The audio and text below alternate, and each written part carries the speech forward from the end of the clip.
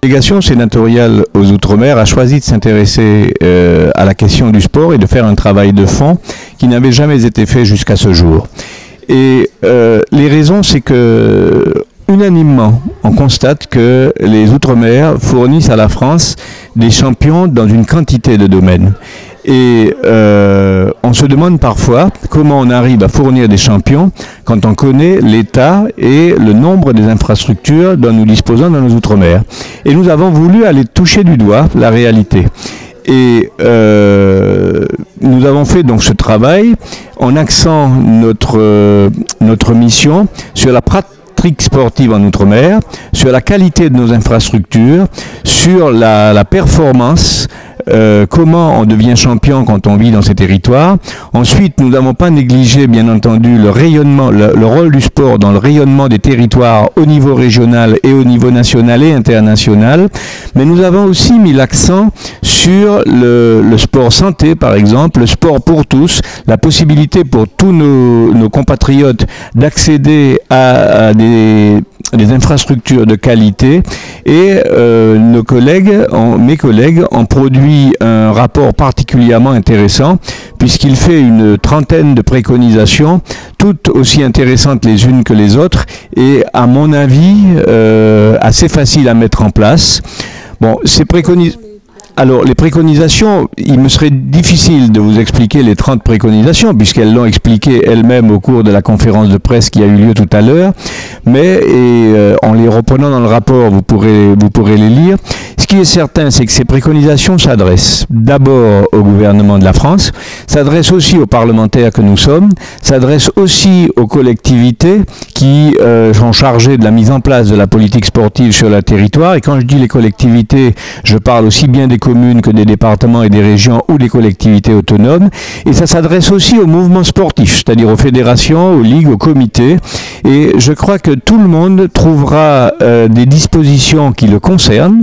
Et sincèrement, nous avons tracé un fil conducteur, nous avons tracé un chemin, nous avons fait vraiment une des propositions où j'ai envie de vous dire, il reste qu'à les suivre, les mettre en place. Et je suis absolument certain que le sport en Outre-mer progressera de cette façon-là. Nous arrivons sur la ligne d'arrivée, nous avons remis dans notre rapport nos préconisations dans le domaine du sport pour les territoires ultramarins.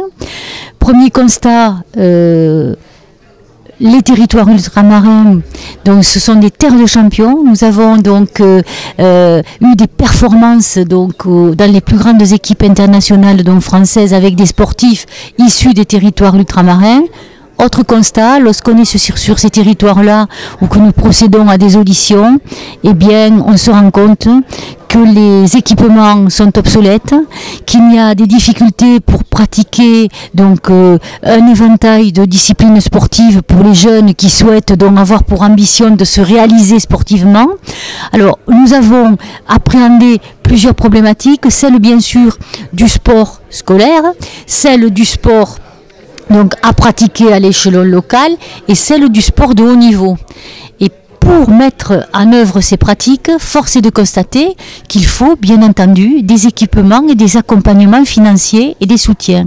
Et force est de constater qu'il y a un fort mouvement associatif dans nos territoires ultramarins, qu'il y a donc des fédérations qui font tout ce qu'elles peuvent, mais que bien évidemment les communes, les départements, les régions sont aussi au rendez-vous, mais qu'il y a de telles disparités eu égard aux phénomènes climatiques, aux événements de type tropical. Il y a un vieillissement prématuré du peu d'outils qu'il y a, que ce soit les pistes d'athlétisme, elles n'ont pas la longévité qu'on peut avoir par exemple dans l'Hexagone. Donc il fallait que nous confortions cela.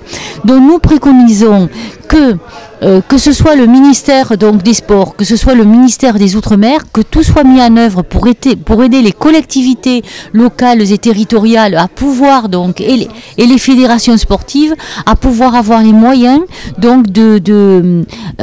d'aider à mettre en place des infrastructures sportives. Alors nous avons une des préconisations qui dit, bien sûr, compte tenu de zones qui sont complètement absentes de toute structure, nous sommes pour des équipements itinérants.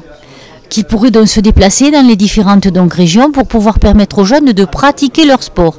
Ensuite, nous souhaitons avoir des aides bien particulières pour permettre aux jeunes pour le haut niveau de pouvoir se déplacer, pour pouvoir donc se comparer, puisque compétition veut dire pratiquer, s'entraîner, et c'est pas toujours facile pour les jeunes parce qu'il y a la double insularité, il y a des particularités, notamment je pense à la Guadeloupe, quand on est à Marie-Galante par exemple, il n'y a pas les navettes donc fluviales qu'il faut pour amener les enfants donc et les sportifs s'entraîner dans ce qu'ils appellent le continent et qui n'est autre que la Guadeloupe, mais ça crée beaucoup de difficultés pour ces jeunes.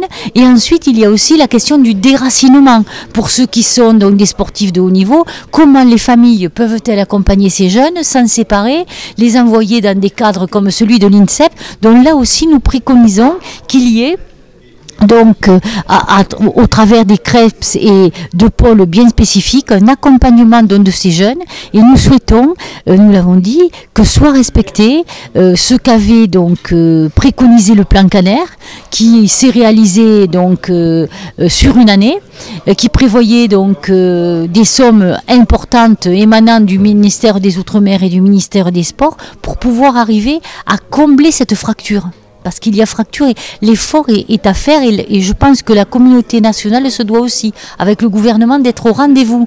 Parce que pour pouvoir arriver à promouvoir le sport, et notamment dans les différents bassins, avec les compétitions, on a parlé là des compétitions nationales sous la bannière tricolore, mais il y a tous les jeux qui sont sur les différents bassins, et qui sont organisés, que ce soit dans le Pacifique, dans l'océan Indien, etc. Et cela, nous devons de l'accompagner parce qu'on sent bien que s'il n'y a pas un soutien auprès des différentes collectivités, ça ne pourra pas se faire et les jeunes ne pourront pas avoir accès à la pratique sportive.